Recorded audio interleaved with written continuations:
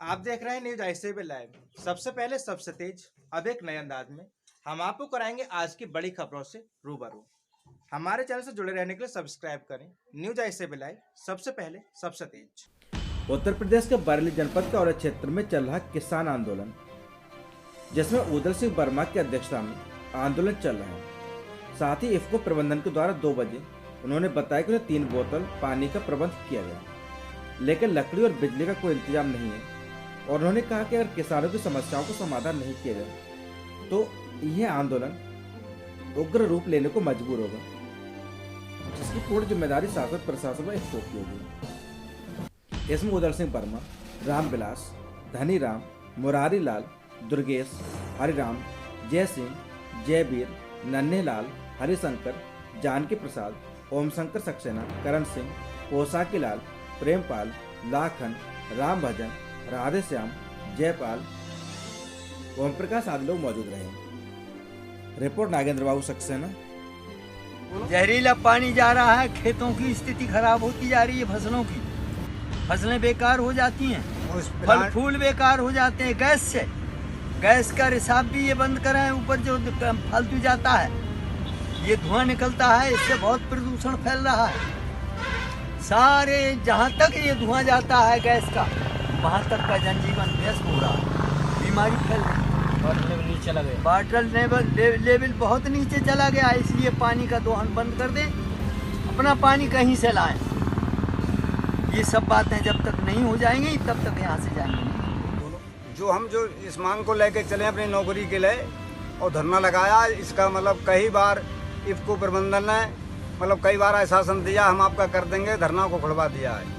इस बार हम इस प्रण करके बैठे हैं, जब तक लिखा पढ़त में यहाँ हमारा नहीं आ जाएगा तब तो यहाँ से उठने वाले नहीं हैं। जो सारी समस्या हमारी हैं, जिनके बुजुर्ग हो चुके हैं, जिनकी 2 साल बची है, उनके आश्रित को लगाना पड़ेगा, और जिनकी उम्र है उनको कामयाब करना पड़ेगा, ताकि बाद बिगड़ लिखित के हम यहाँ से उठ के नहीं जाने वाले। उत्तर प्रदेश के बरेली जनपद क्षेत्र में कलश यात्रा के साथ श्रीमद् भागवत कथा का शुभारंभ हुआ। मिर्जापुर गांव के देवस्थान मंदिर से प्रारंभ होकर विभिन्न मार्गों से होते हुए और राजमार्गों से होते हुए मिर्जापुर से राजपुर के रास्ते कथा स्थल पर आकर संपन्न हुई। बदायूं से आई बालियों की शीतल कृष्ण शास्त्री, मधुर एंड बालियों की रौनक कृष्ण शास्त्री। मधुर ने श्रीमद् भागवत का श्रवण करते हुए धुंधकारी के प्रेतयोनि में जाने वाले गोकर्ण के प्रसंग सुनाकर श्रद्धालुओं को भाव विभोर किया। मंगलवार को बैंड बाजों के साथ निकाली गई 151 कलशों की कलश यात्रा में सभी सदस्य और भक्तजन भजन कीर्तन नाचते गाते चल रहे थे। रास्ते में जगह जगह श्रद्धालुओं ने कलश यात्रा पर फूलों की बरसा कर स्वागत भी किया। कथा पंडाल में जाकर कलश यात्रा का विश्राम हुआ। कथा का श्रवण करते हुए कथाव्यास बालयोगी रौनक कृष्ण शास्त्री मधुर जी ने बताया कि ज्ञान वैराग्य के बिना भक्ति अपूर्ण है। हिंदू धर्म ग्रंथों के अनुसार मनुष्य पर 3 प्रकार के पितृ, देव और ऋषि ऋण प्रमुख माने गए हैं। इनमें पितृ ऋण सर्वोपरि है। पितृपक्ष में श्रीमद् भागवत कथा सुनने से पितृदोष से मुक्ति मिलती है। मंडल सदस्य विजय दक्ष ने बताया कि कथा में मुख्य यजमान मोरबल प्रजापति, रिंकू गोले, ऋषिपाल नेताजी, डॉक्टर अजय कुमार, पंकज राणा, अंकुर गोले आदि ने शामिल होकर धर्म लाभ उठाया। 21 दिसंबर को हवन में भंडारा करके कथा का विश्राम कराया जाएगा। Report Ravi Sahu, news ICB live, Visharadganj. रफ्तार का बढ़ता कहर, ट्रक और टैक्सी कार में आमने सामने की भिड़ंत, 2 की मौत, 1 दर्जन घायल।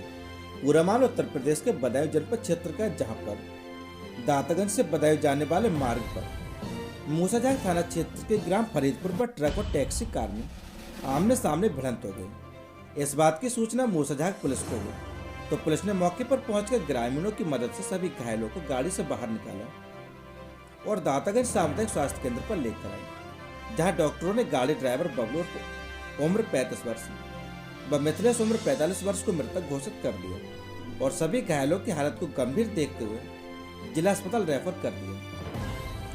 वहीं बताया जाता है कि मृतक महिला मिथिलेश अपने दामाद की तबीयत खराब होने की सुनकर दामाद को देखने अपने घर दिल्ली से दातागंज जा रही थी, तभी रास्ते में ये घटना घटित हो गई। वहीं पुलिस ने सबको कब्जे में लेकर पंचनामे भरकर पोस्टमार्टम को भेज दिया। ड्राइवर और महिला की मृत्यु से परिवार में कोहराम मचा गया। Report Satish Saxena, bureau report Dataganj. जी राहुल शर्मा। आप कहाँ से आ रहे थे? हम आनंद विहार बस अड्डे से आ रहे थे, जी। बदायूं उतरे थे। बदायूं से ये दातागंज, बदायूं रोडवेज के बराबर में प्राइवेट गाड़ियाँ लगाते हैं, तो ये लोग आवाज़ लगा रहे थे दातागंज, तो हम बैठ गए जाके उसमें। कई एक सवारियाँ धीरे धीरे आती रही, उसमें भरते रहे, गाड़ी उसकी सवारियाँ फुल हो गई। सवारियाँ फुल होने के बाद में वो अपनी गाड़ी लेके चले, तो ये फरीदापुर पे आके सामने से ट्रक आ रहा था, दातागंज की तरफ से बदायूं से गाड़ी आ रही थी। आमने सामने से भिड़ंत हो गई थी, जिसमें 2 लोग on the spot he death हो गई उनकी, और कई लोगों के घायल, हमारे भी चोट लगी है। यहाँ पे 2-3 लोग घायल हुए हैं, ज़्यादा लोग घायल हुए हैं, 4-5 लोग घायल हुए हैं थोड़ा सा।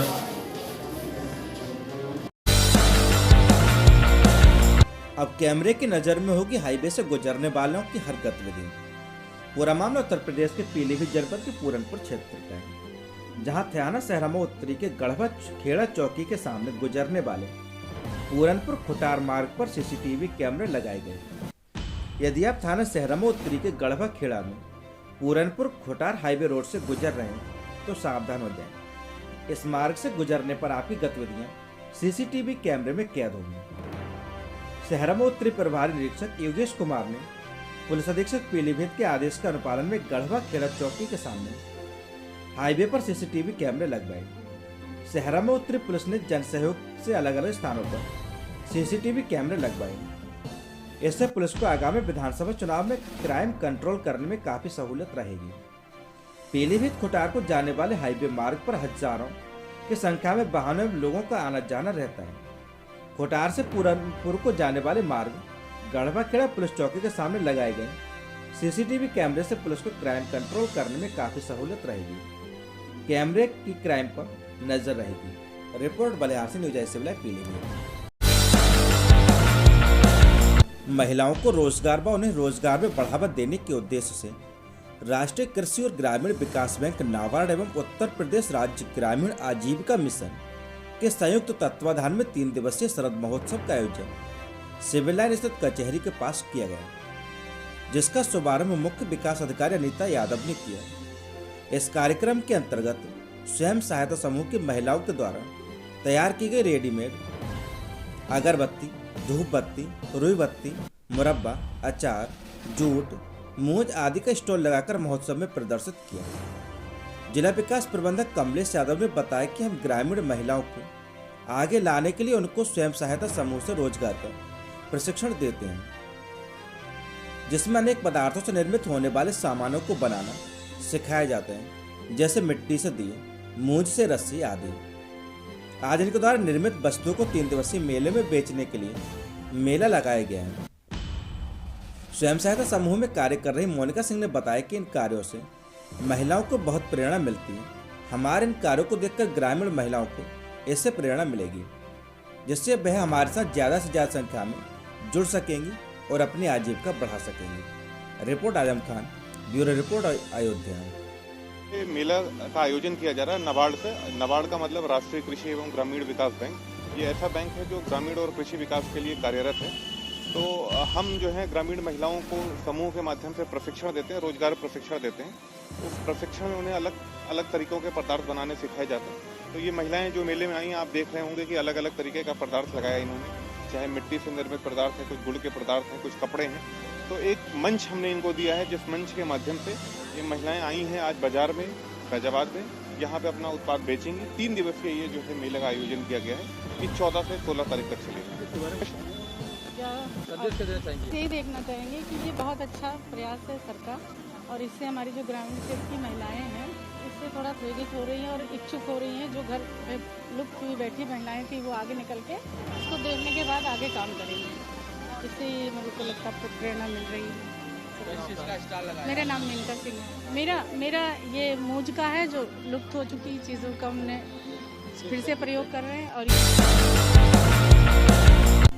आर्ट ऑफ लिविंग के संस्थापक श्री श्री रविशंकर अयोध्या धाम पहुंचे, जहां उन्होंने राम जन्मभूमि परिसर में श्री रामलला का दर्शन किया। श्री रामलला का दर्शन पूजन करने के बाद श्री श्री रविशंकर राम मंदिर निर्माण की गति देखकर अभिभूत हुए। उन्होंने कहा कि बहुत अच्छा काम चल रहा है बहुत शीघ्र ही सभी राम भक्तों को जो मनोकामनाएं राम मंदिर देखने की वो साकार हो जाएगी। बहुत सुंदर ढंग से डेडिकेटेड इंजीनियर समर्पित होकर अपना काम कर रहे हैं, इसको देखकर बहुत तसल्ली हुई। और उन्होंने कहा कि जैसे वाराणसी का एक नया भव्य रूप सामने आ रहा है, वैसा ही अयोध्या का भी होगा। वहीं श्री श्री रविशंकर ने कहा कि आर्ट ऑफ लिविंग के एक भवन बनाने का अपना भी यही सोच है। श्री श्री रविशंकर आध्यात्मिक गुरु रामलला का दर्शन पूजन कर बाहर निकले। उन्होंने भविष्य में अयोध्या धाम में बनने वाले राजघाट के पास आर्ट ऑफ लिविंग धाम के भवन की जमीन का भी निरीक्षण करेंगे। तो वही विकास प्राधिकरण अयोध्या कई धार्मिक संगठनों के साथ मिलकर अयोध्या धाम में डेवलपमेंट का काम कर रहा है। अयोध्या विकास प्राधिकरण संस्थाओं को सरकारी जमीन उपलब्ध करा रहा है। Report Azam Khan, news 8 Ayodhya. बहुत अच्छा चल रहा है, बहुत प्रगति इतनी तेजी से चल रही है। बहुत शीघ्र ही सब भक्तों की जो मनोकामनाएं थी मंदिर देखने का, वो साकार हो जाएगा। और बहुत सुंदर ढंग से इतने डेडिकेटेड इंजीनियर, इसमें समर्पित लोग यहाँ काम कर रहे हैं, वो देख के बहुत तसल्ली हुई। आज अयोध्या का विकास किया जा रहा है। अयोध्या में तमाम तरह के भवन देखिए, जैसे वाराणसी का एक नया रूप, भव्य रूप सामने आ रहा है, ऐसे अयोध्या का भी होगा। लेकिन सीएम योगी आदित्यनाथ ने जो कई प्रदेशों के लोगों को धार्मिक इस तरह के भवन निर्माण की बात कही थी, और कहीं ना कहीं कई संस्थाओं को आमंत्रण भी भेजा था कि यहाँ पर वो भवन। तो आप आर्ट ऑफ लिविंग की ओर से भी यहाँ अयोध्या में कोई अपना भी सोच रहे हैं? हाँ, वही करेंगे।